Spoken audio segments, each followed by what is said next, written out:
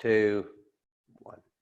Hello and welcome, friends, to another edition of Truth to Power here on your community radio station, Forward Radio, broadcasting even during the pandemic at 106.5 FM on the top of the Hayburn building in downtown Louisville. And we live stream to the world at forwardradio.org. We want you to go there to become a part of our community radio station. We couldn't do this without you. We want your voices on these airwaves, but we also need your dollars to stay broadcasting.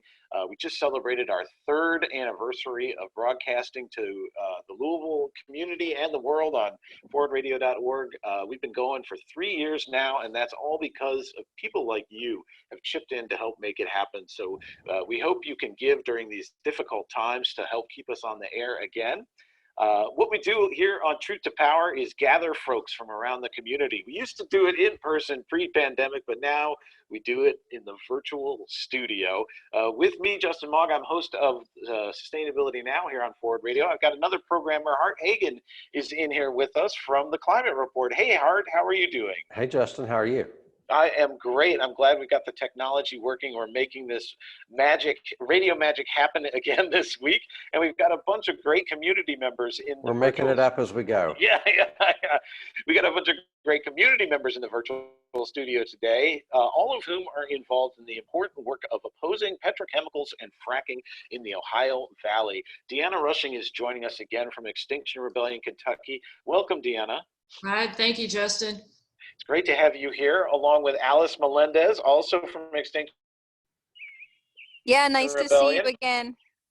Nice to see you again, even if it's on Zoom. And from outside, and we might hear some birds. Yeah, a little bit great of to have you here, Alice. And the those are the and the bird song is good. I like it. And Cheryl Johncox is joining us for the first time. Cheryl's with the Sierra Club Beyond Fuels campaign. Welcome, Cheryl. So glad to be here, Justin. Thank you so much for having me today. Great. It's great to have you all here. I think what we should do, Hart, if you would, is sort of contextualize for us before we dive into the weeds of fighting petrochemicals here in the Ohio River Valley. Why don't you try and contextualize this broader issue for us?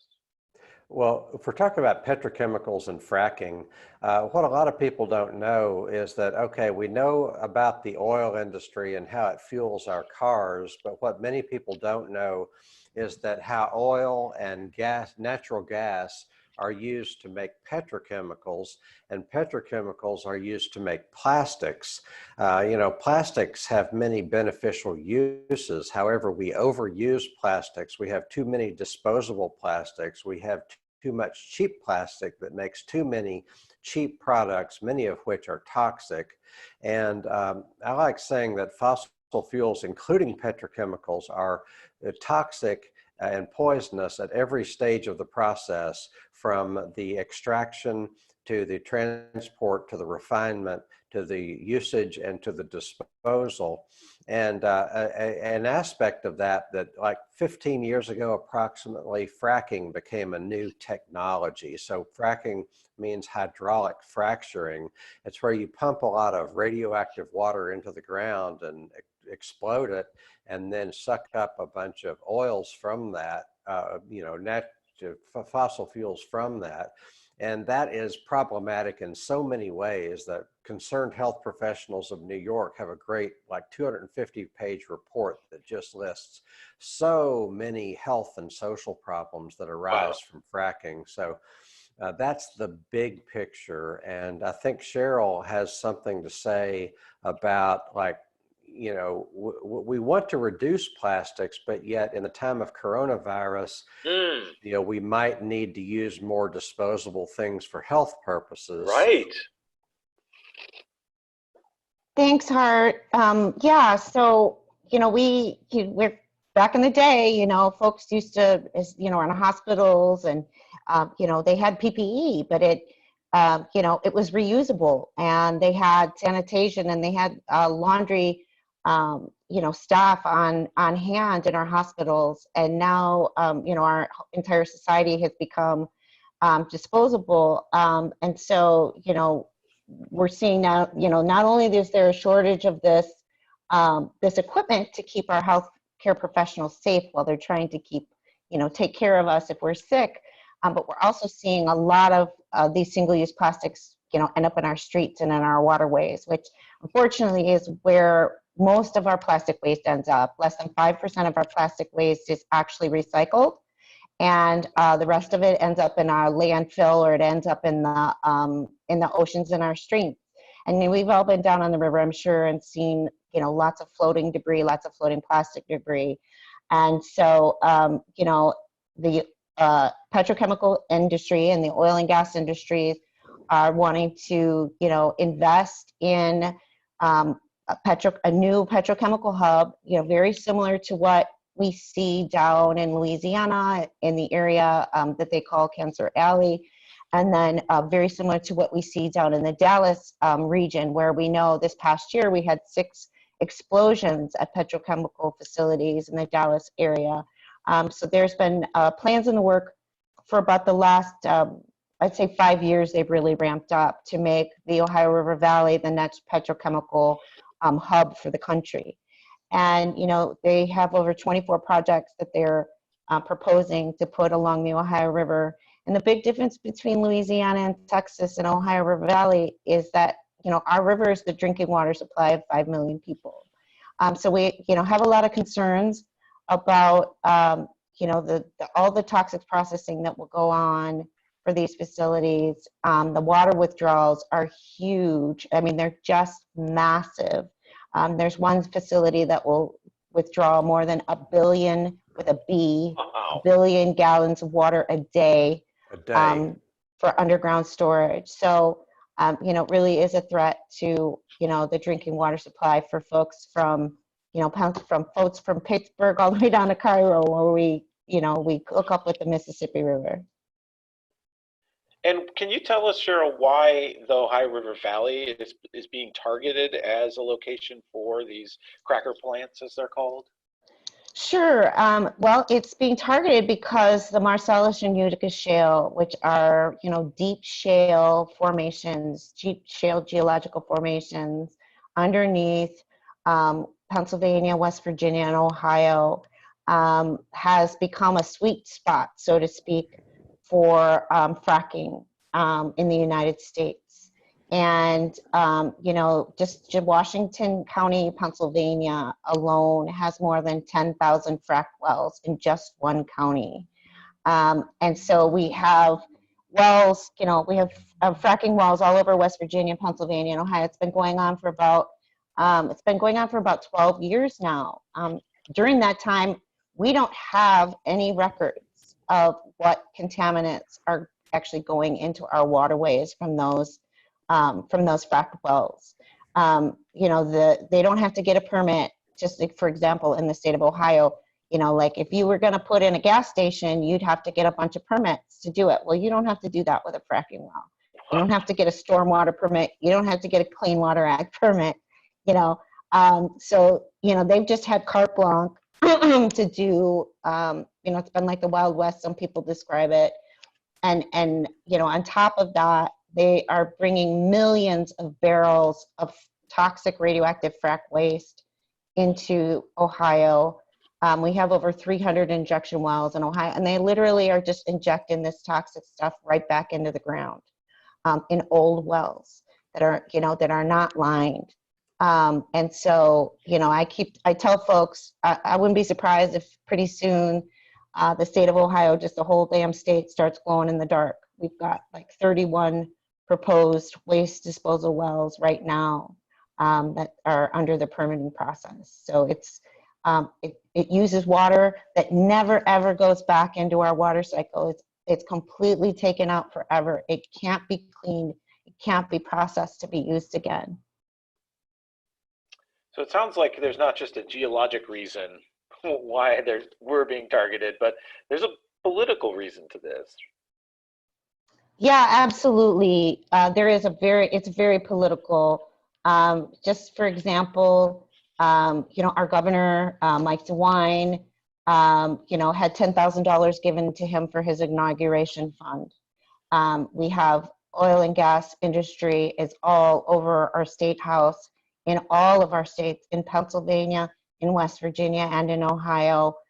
There's definitely a lot of palm greasing going on And, you know, while folks overwhelmingly are clamoring for a renewable alternative and a climate, you know, alternative future, we have, you know, a disincentive and actual legislatures that are fighting against us and really putting all of their eggs and millions of dollars. We just had that the state of Ohio gave the largest development grant in our history to one of these facilities that wants to convert frack gas to plastics in Belmont County. They've given $70 million so far just to clean up the property.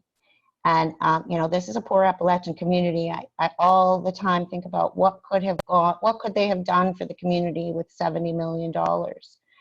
So it is very political, not just geological.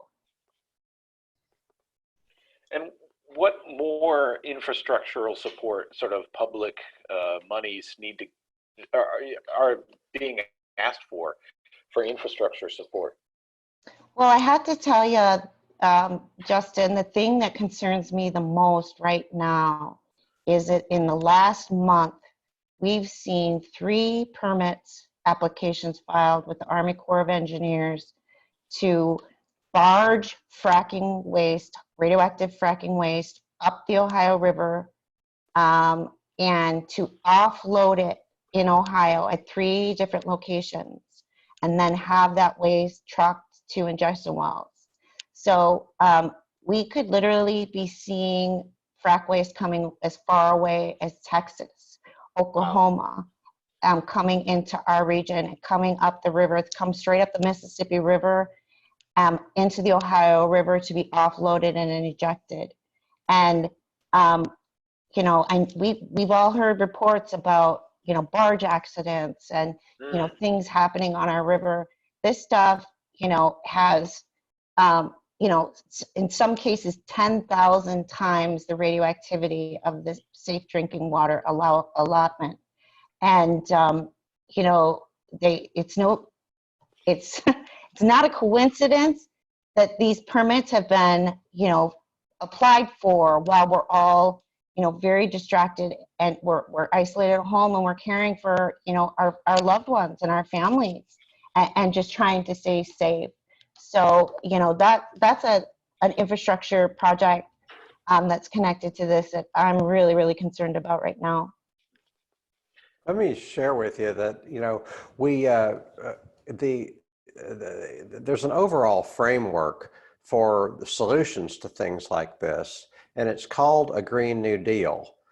For example, there's a term in one of the Green New Deals, there's a term called bioregionalism, which says, for among other things, you can't export your toxic waste to another region.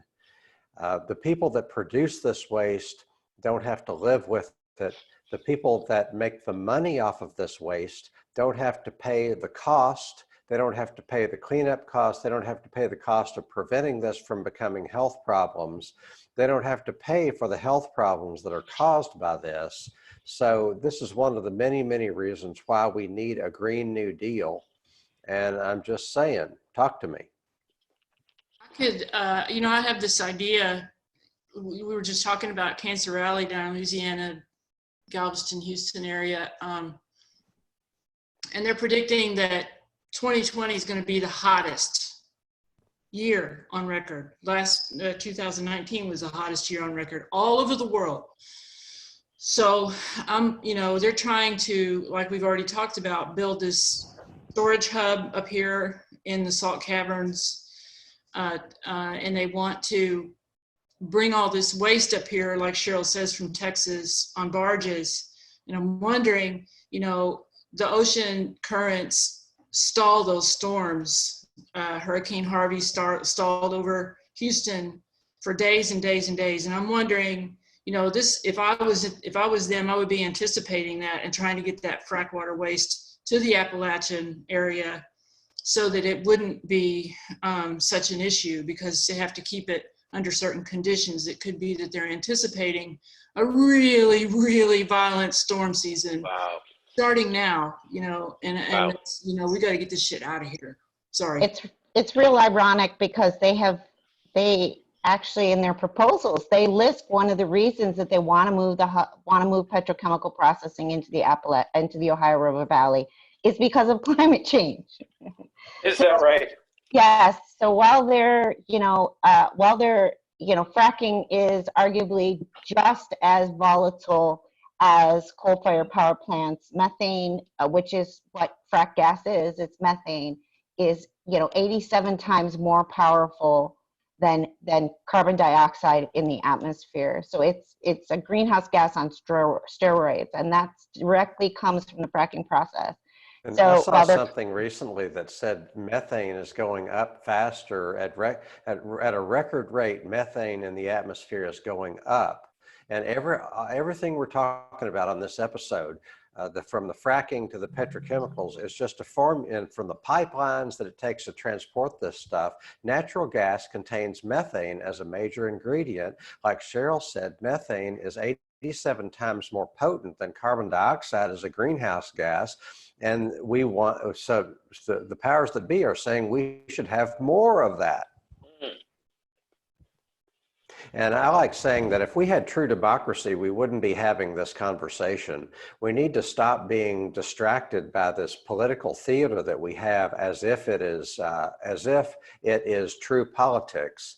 For example, when people fetishize the vote and hyper focus on who you vote for, who you don't vote for, getting mad at other people that are not going to vote for who they are going to vote for. I mean, that has some value, but it's not democracy. Democracy is when you get to vote for what impacts you. Democracy, it gives you the ability to not have toxic waste in your neighborhood. Democracy means, as a global population, if we say stop the greenhouse gases and the fossil fuels, then that's what happens. And it's not what's happening because we don't have real democracy. And we need, the biggest step towards solving a problem is to understand the problem. And if we're floating around in this fantasy world that says we have a real democracy, then half of the solution is getting out of that fantasy world. I feel really strongly about that in the I'm Just Saying department, because I went to a summit called the Unrig Summit that was organized by Represent Us, and they are really focused on corruption and democracy. And the people of March on Harrisburg were there, and they are really hot on the oil and gas people because they're corrupting their political system. The March on Harrisburg people start from a point of focus about the democracy and corruption issues. Of course, a truck drives by like the only time I talk. And they're focused on corruption, but they find that the presence of fracking is literally poisoning the democracy, just like it's poisoning the water. And when you think about it, I mean, really having water, having like a habitat that's suitable for like humans to live in should be like the number one base of whatever political system, whatever your morality is. Like, if you don't have water, like, you're going to die. And so the idea that like it's sort of negotiable, like how important water really is just progress. Speaking to like the level of insanity, that we've gotten to.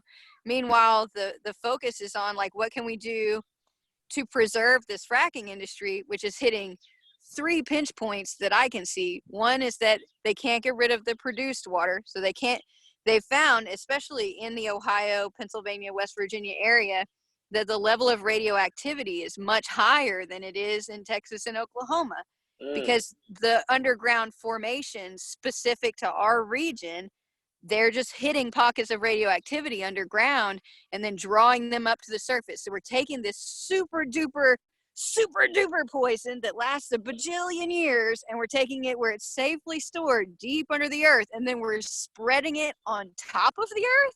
Right. Like, this is the craziest thing a person could imagine. Right. If you were in a fantasy book, like, you would know it was the wrong thing to do.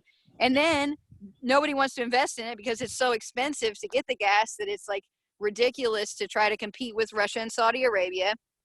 And they're basically making that point in the marketplace, saying like, these frackers in America are jokers. They can't compete with us. If we're not going to burn every drop of fossil fuels, those are the ones to leave in the ground. And like, I happen to agree with them in this case, because it's expensive, because it's a crazy, complicated, poisonous process, and they can't figure out what to do with their waste. Now they can't find anybody to invest, and it's just time for it to die. And they're going, wait, how can we keep this alive? Yeah. I know, plastic. It's like a nightmare from The Graduate. That's exactly what it is, Right. Alice. Right. It's exactly what it is. This is their plan B, is to put it all in plastic. Very well put, Alice Melendez. You're listening to Truth to Power here on Community Radio, Forward Radio, 106.5 FM, WFMP, and here in Louisville. We're broadcasting also online at forwardradio.org. We got two guests from Extinction Rebellion Kentucky. Alice, you just heard from, and Deanna Rushing's also on the line.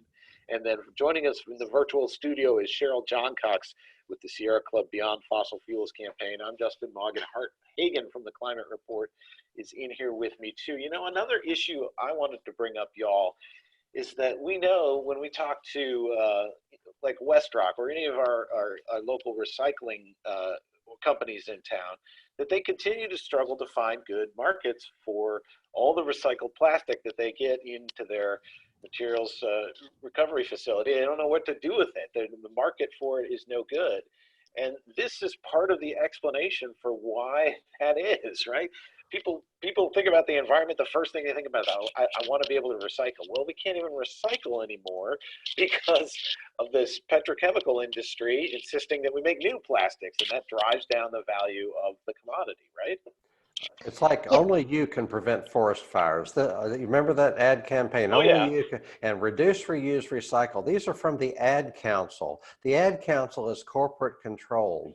The people that are wanting us to recycle are the very ones that are producing all this crap to begin with.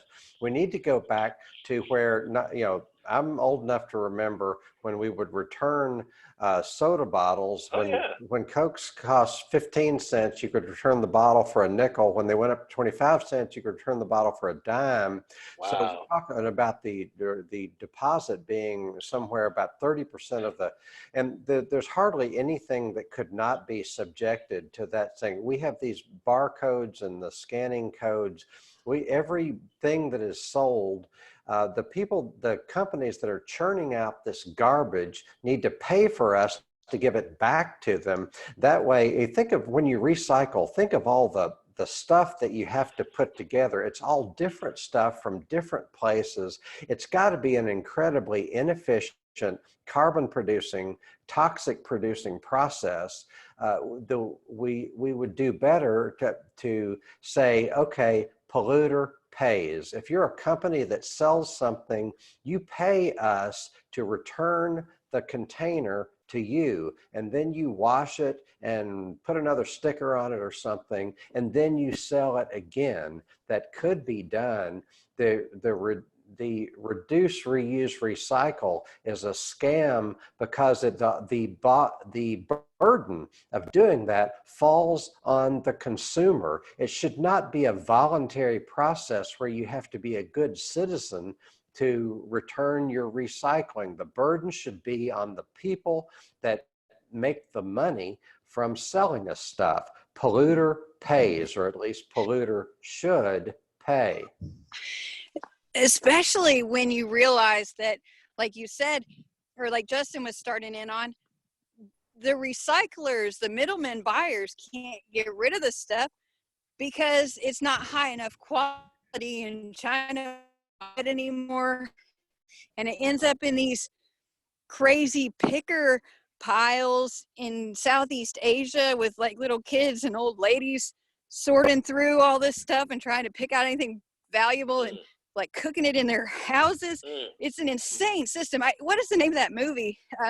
Cheryl and Deanna, I know you're going to know. Beyond Plastic. Story of Plastic. Story of Plastic blew my mind. Somebody so I just want to give you a plug.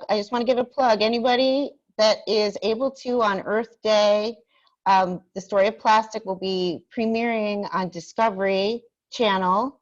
So if you have a Discovery Channel, you can get on and see it. I believe it's screening at 2 o'clock on that day, and it is the best movie that I've seen.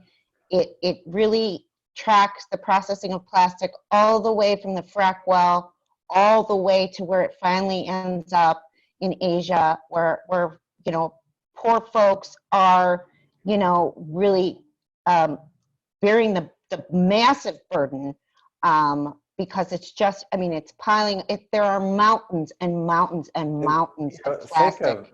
Think of the carbon that it takes to ship our junk. We're burning oil to ship our junk elsewhere, and that's only the small part of it. Anyway, less sophisticated than ours do have tariffs. They do impose tariffs on producers.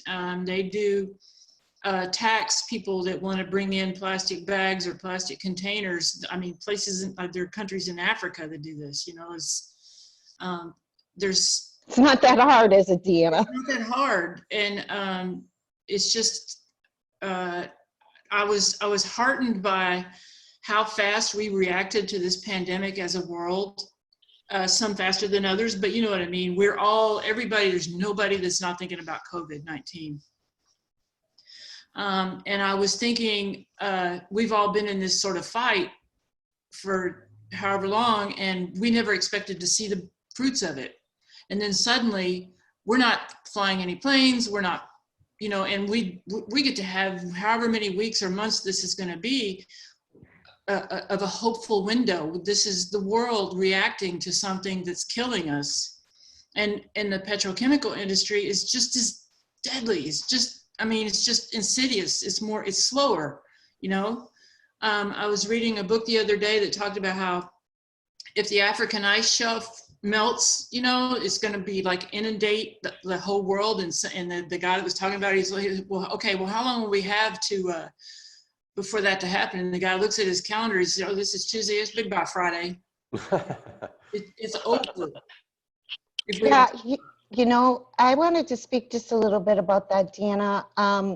So one of the things that we've seen is that these communities where they have petrochemical processing right now are the communities where there's these hot spots. So the numbers that are coming out of Louisiana, in New Orleans and Dallas are just horrifying, because everyone there has a pre-existing condition. Everyone.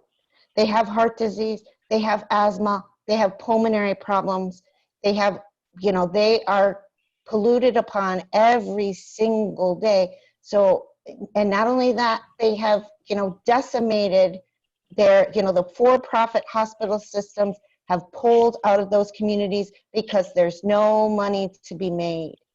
And if you look at what's going on in Appalachia, upriver, it's the same thing. They had 3 hospitals close in the Wheeling area, 2 in West Virginia and 1 in Ohio that served those communities. This was just in the last 3 months of last year.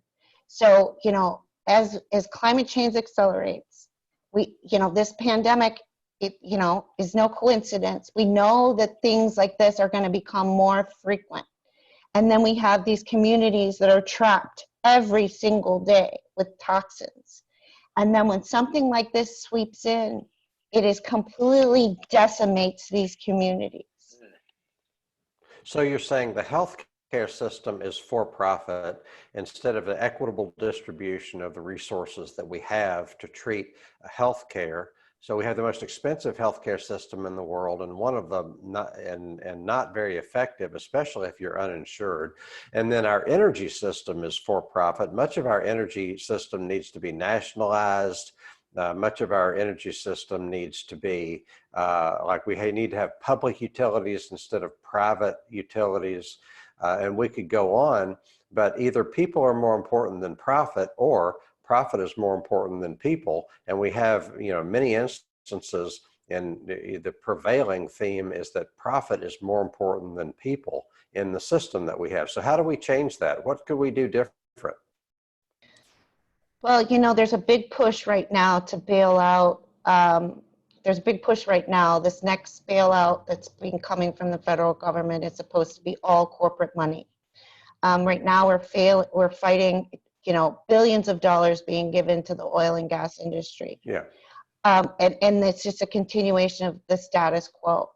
What we're doing, and some of my colleagues and volunteers not too far from you in Cincinnati, we're really starting to talk about what does it mean to create a resilient community?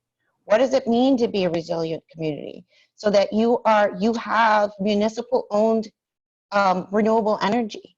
You have that renewable energy then powers your backup water treatment and your sewage treatment, right? They had that tornado in Dayton last year. They had no running water for 3 weeks because they don't have a backup generator for their water pumping systems, right? What does our food resources look like? How can we care for each other? How can we, put in, two little garden beds in our house and grow one crop and then share it with our neighbors? So looking at community resiliency, where we care for each other, where we have our own food resources or they're sourced locally, where we have our own energy resources. I mean, let's face it. How are these billionaires, this 1% making all their money, right? It's commodities. Either they're making money off of commodities or they're making money off of, like what the jobs are being created right now are like in McDonald's, and we know now how important they are, but they're paying them just like almost no money. And so we really need to talk about what families need to live, and then making those things available at the local level so that we don't have to worry about our chicken being raised here in the United States and then sent over, killed here and then being sent over to China to be cleaned and then shipped back to the United States. That's the kind of country we live in right now. So they're exploiting, commodities by, dumping them low cost commodities on people. They're exploiting our labor and they're exploiting our energy systems and lining their pockets with it. So local resiliency is something that we can talk about. And the other thing we can talk about is a Green New Deal. Yeah, the local resiliency is fascinating. We need to do that. I'm not minimizing that at all, even though it sounds like I'm doing that. But yes, yes, we need local resiliency. First and foremost, we need to get our food locally. I mean, Ohio, Indiana, Kentucky have some of the most fertile soil in the country. And for us to be getting our food from 1,500 miles away, it's not because that's what people need, it's because that serves the profit and the food monopolies and all that. I would also like for us to look at to what extent is our pocket being picked. Well, on the defense budget alone, $1 trillion divided among 350 million Americans, by my math, is $3,000 per person. So every person, on average, every year pays $3,000 for the $1.25 trillion a year goes to the Pentagon. It goes into the death economy, and that's just the beginning of it. But we need to look at in what instances is the federal government and their corporate overlords draining us of our resources, instead of, we need to have, like for growing food, we need to have land that is owned by the government and leased to farmers for a song. We need to have collective ownership of some of the means of production so that the government is subsidizing a healthy lifestyle instead of draining everything out of us. Yeah, they're definitely subsidizing an unhealthy lifestyle right now because all that money that they're subsidizing is going to big corporations with corporate tax breaks. The coronavirus, the first law that they passed, they're looking at tax breaks for the people that earn well over $1 million. They're now saying got the biggest benefit from that package, which is nothing new. It's nothing surprising. And you're right, Hart, we need to look at the defense budget. we also need to look at state and local laws. Just for example, like in my community, you can't build a house that's less than 2,000 square feet. Ooh. So if I wanted to build a smaller home to have less of a heating bill, less of a water bill, it's just my husband and myself, I can't do that. Because, why is that? Because it's the tax base, because that's how they fund our schools here. Mm-hmm. So we've got a lot of, at every single level, we've got ridiculous laws that are preventing us from living, this new reality that we want to keep, and is keeping that money in the corporations and subsidizing those corporations. The defense budget is $1 trillion, so we can play Lockheed Martin, not just keep our bases open overseas. Right. Isn't a lot of that money virtual? I mean, it's just like the stock market. It's really not like money that's in my wallet. It's virtual money that's being moved around and played with. It's just like we were talking earlier about the people in Louisiana and Houston and Dallas being sick, a lot sicker than, they're showing, they're having these hot spots of COVID virus, and the media says it's because they have high rates of hypertension and diabetes and all of that, but they don't say, and I've confronted the media, why don't you say as a result of the petrochemical industry? Because that really is why. And I think a really good thing to do would be to force them to say that. They won't say it. Yeah. Our media is okay, so you're listening to non-commercial radio. If you're hearing this on WFMP, non-commercial radio, we are not bought by our sponsors. We don't report to owners or sponsors that are commercial in nature. But the way the commercial media works in our country is, for one thing, back in the 1930s when radio became a thing, it was decided that we were just going to give it to commercial interests for a song, and they don't have to pay anything. They don't have to pay fair rental value for our public airwaves. They don't pay a fair value, or they don't give the public a fair return on investment for all the technology that the government, mainly through the Pentagon, paid for years and decades. So much of the public, so much of our economy is public, public risk and private profit. The public subsidize all the private entities that then take the profit and give it to the richest people.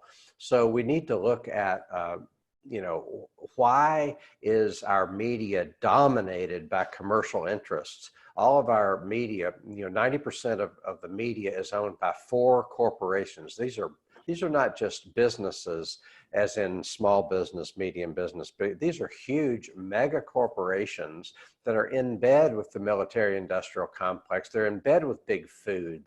They want McDonald's to expand. They're in bed with the big media companies like Disney that just want to go and extract money from every country around the world. So how did I get started on that?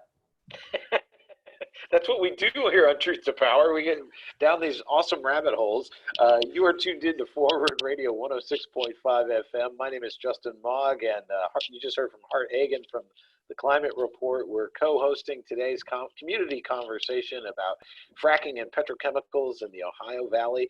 Looks like we lost Alice Melendez, but we still have Deanna Rushing from Extinction Rebellion Kentucky, as well as Cheryl Johncox with Sierra Club's Beyond Fossil Fuels campaign. Can I ask you, Cheryl, about that campaign? It actually has a really long history, right? Beyond Fossil Fuels has been around a while. We have been. Our Beyond Coal campaign has been around a lot longer. We've been working on, trying to meet those requirements of what all the climate says to us, that we have to keep 80% of our known reserves in the ground if we are going to not fry the planet. And meanwhile, they're spending, we're propping up the oil and gas industry and giving them subsidies so they can go out exploring, additional reserves. That there's staggering trillions and trillions of dollars are being spent to go out and find more, fossil fuels. So yeah, we've been around for a while. I've been working for the Sierra Club for the past 5 years. I've been working against fracking in the Ohio River Valley since it started about 12 years ago when it first came into Pennsylvania. And we work all over the country. Sierra Club has a chapter in every state. We're a national organization, but we have a chapter in every state. And just for instance, we have 7 local groups in the state of Ohio, and each of those local groups work on issues that are local to them. They work on things like plastic bag bans. They work on getting, a city energy policy that will commit to 100% renewable energy. And then we do state level advocacy, and we also do work at the national level. So yeah, we've been around for a long time. It's funny, the Ohio chapter actually got started because of an issue in Kentucky. So there's the Rouge River, I think it is called, 50 years ago. We just celebrated our 50th anniversary. A bunch of folks in southwestern Ohio heard about, a development going on in Kentucky. And, we came over to Kentucky and helped you actually win that issue. And from there, we had an Ohio Sierra Club. So thank you for that. I appreciate it. Are you saying Kentucky has issues? We export them, apparently. Did the river Not catch anymore, fire like the Cuyahoga or something like that? Or No, it didn't actually. So it's been turned into a state park, I believe. I think it's either the Rouge or the Rogue River that's in Kentucky. Rouge. And they turned it into a state park. So it was a really successful campaign. And that's how we got started in Ohio. We certainly have a lot of problems. We're like number 2 in the country every year for number 1 or 2 for air pollution. And, Ohio River, unfortunately, is, still the most polluted river in the country. What folks don't know is that it is also the most biologically diverse river in the country. So we have more fish and mussels and aquatic life, more diversity of aquatic life in the Ohio River than any other river in the country. So there's still opportunity to bring it back and clean it up. And, there's got to be billions of dollars spent on recreating on the river. We have the largest paddle event in the country happens on the Ohio River. It's the Cincinnati Paddle Fest. I mean, there's billions of dollars being spent recreating on the Ohio River, and they just treat it like a highway, if not a cesspool. And it really needs to stop. As I recall, within the last year or so, Justin or Deanna might remember the details, but there was the triathlon was called off because in Louisville because the river was too polluted. Yes. I remember the Olympics in Rio with the guys swimming through sewage. I mean, there's something wrong with the way that we are doing this, and I just wish that I think post-pandemic, the people are going to have to think about: do we really want to go back? I mean, they can see the Himalayas again in Pakistan. The skies are blue again. And do we really want to go back there to where we can't breathe and have clean water and birds? And I mean, do we really want to go back there? And another lesson from this pandemic is who are the essential workers? And it's making white collar people look like they're moving words and numbers around on a screen. And WTF, is that what creates value? Yes, our most essential employees are apparently the ones we pay the worst. Right. And don't give basic safety equipment to. That is true. It puts a whole lot more in perspective, and that's exactly what it seems like. You know, where would we be if we didn't have people that were able to, you know, take care of us and help us out? And, you know, just, you know, thinking of all those folks, the farm working folks in California and Arizona, where they're growing insanity, they're growing our fruits and vegetables in the desert, in the high desert, pumping all that water out of the aquifers to do it. But those folks out there that are picking all that food for us, because nobody else wants to do that job. Yeah, I'm so thankful that they want to do that job, and they deserve a living wage. They deserve benefits, just like we all do. Just like the folks at, you know, the folks at Family Dollar, the folks at McDonald's. They're providing for us, they're feeding for us. They deserve a living wage. Well, I used to believe in Santa Claus, and I also used to believe in the free market. But there came a time when you look around you and, oh, this is not adding up. Well, and somebody told this to me for a reason. Somebody had an agenda to tell me this mythology, and somebody has an agenda to tell us the mythology of the free market. Not that markets are invalid, but this whole ideology of the free market as if private ambition leads to public benefit. How does that work? So all we have to do is maximize profits, and that's just going to magically lead to all the things that we want and need. And the free market is the only thing that can motivate people to and can incentivize people. And the free market is the only thing that, you know, free market is just a lot of nothing when you get right down to it. But it's a propaganda tool that allows people to be duped into believing that, oh, you can have jobs or you can have a clean environment, as if a clean environment is not something that would create wealth if we allowed it to. Yeah, that's a regenerative economy, which is what we need instead of the extractive economy that we've built this country on for so long, and is now leading to this explosion of fracking and petrochemicals in Appalachia and our Ohio Valley. And that's what we're talking about here today on Truth to Power. We got about 10 minutes left or so. I don't know if we want to talk, maybe end on more of a positive note about the way out.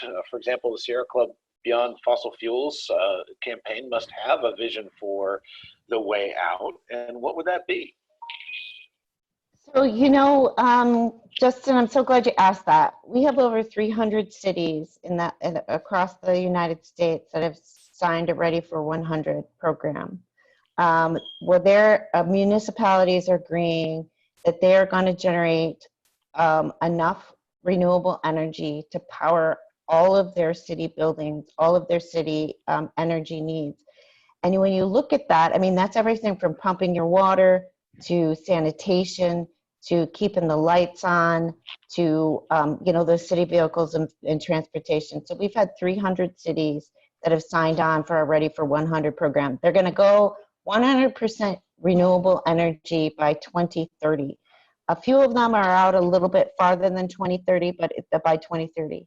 We also have a clean transportation for all program, where we're talking about ways that we can incentivize transportation for everyone, you know, and it's not just mass transit. You know, it's electric vehicles. They have a program right now that we're supporting in California, where I believe they're giving $6,000 to $8,000 incentives for low-income folks to turn in their old cars and to be able to get a new electric vehicle. So we're looking at clean transportation for all. We really are, you know, supporting innovation. We have a very good, you know, farm program where we're looking at, you know, combined animal feeding farms, like factory farms, which is just not sustainable.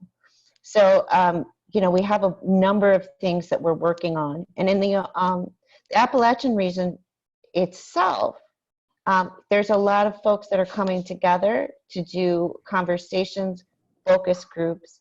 You know, a lot of that's happening virtual now. But we're talking about, you know, what are alternatives? What do folks want to have as an alternative? Because it's not Sierra Club's job to come into a community and say, you need to do this.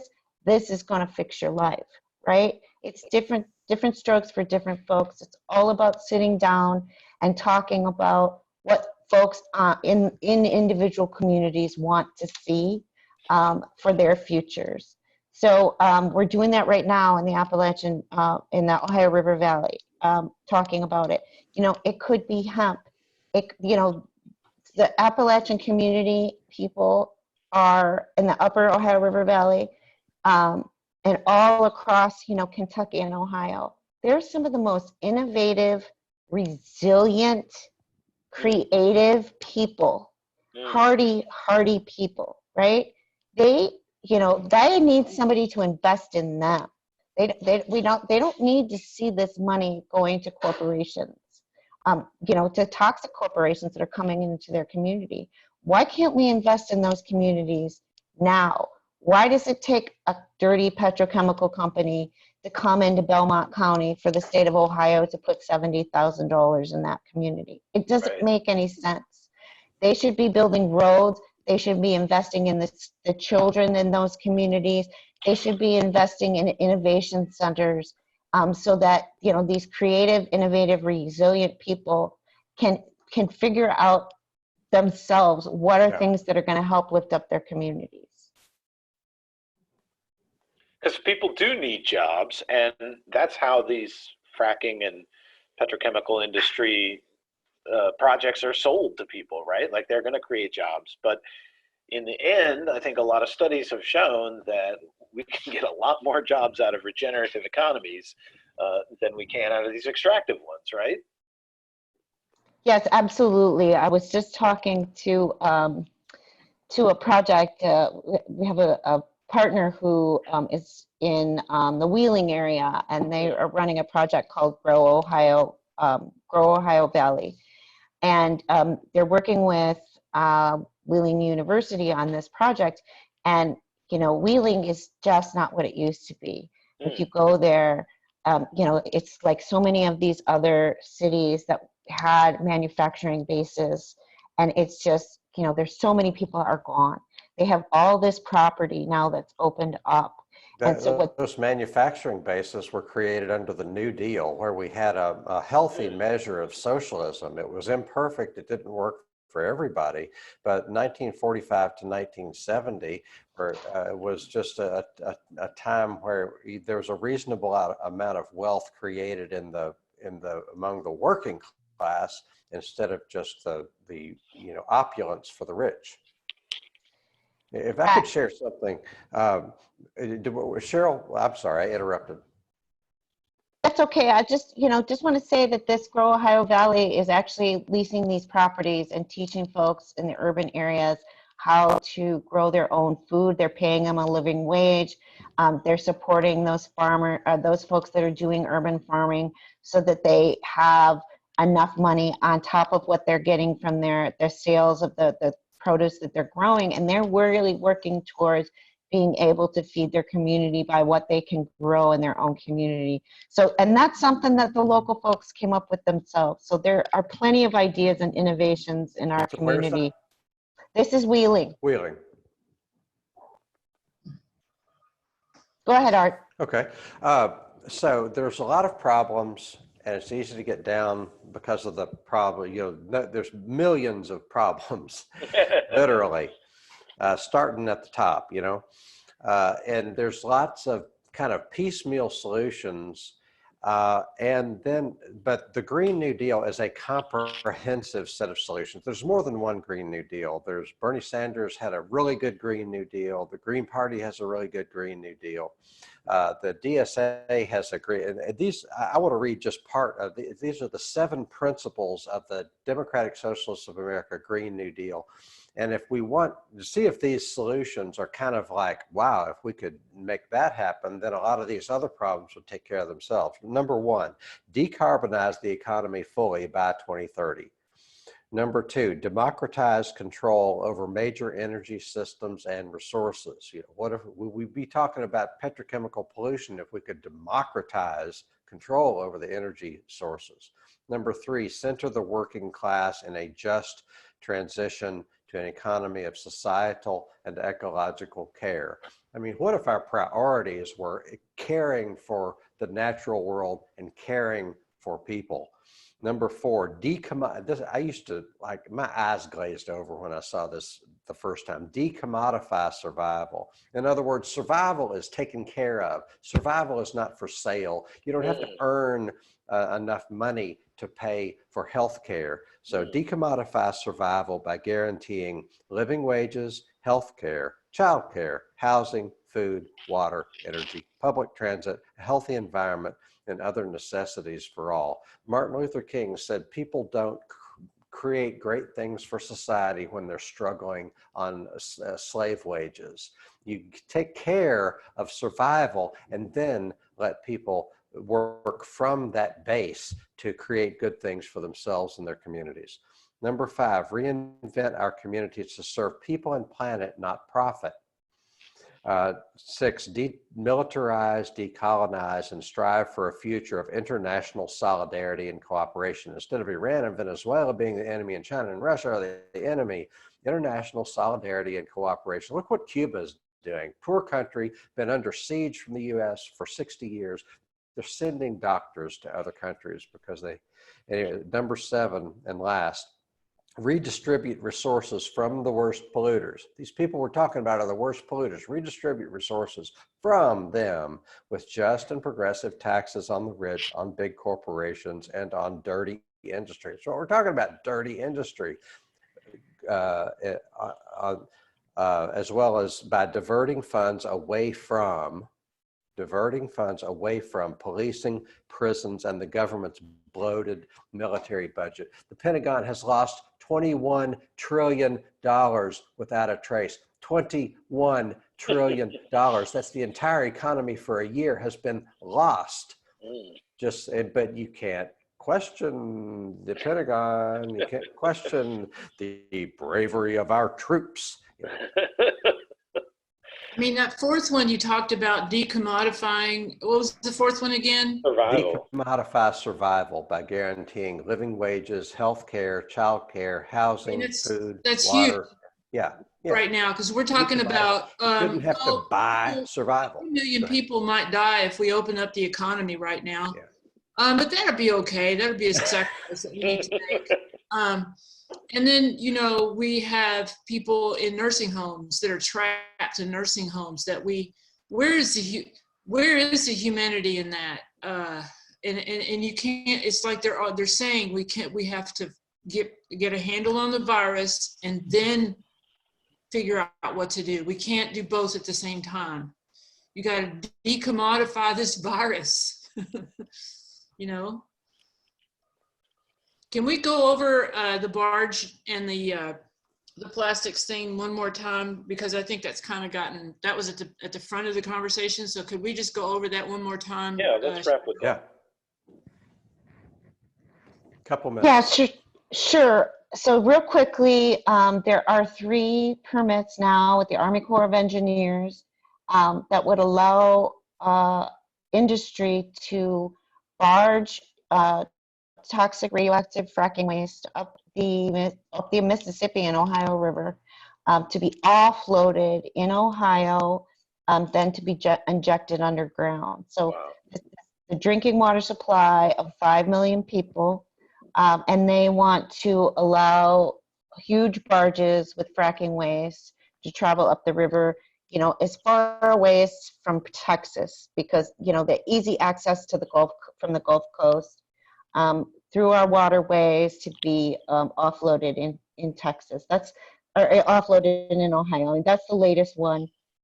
We have a total of 26 petrochemical projects that are proposed for the Ohio River Valley. And these projects take a lot of water. They're gonna be putting toxics into the river when we don't know how much of these toxics are in the river because they're not testing for them, even though we've had fracking for over 12 years. They're going to put, you know, toxics into our waterways, and they're going to pollute the air. So the interesting thing about this is this river connects us all. We are all connected by Right. this river. And all of that air pollution is going to go right upriver, right to Pittsburgh. And all of that water pollution is going to come right downriver, right to Cincinnati, Louisville, and on into Indiana and Illinois. So we're connected, all of us, by this river. And, you know, the plans for these projects are just, they're just horrifying. Well, Cheryl Johncox, unfortunately, we're out of time, but thank you so much for and what's joining we- us. oh, Yeah, we've got to wrap, unfortunately, here. Thank you so much. We need a sequel.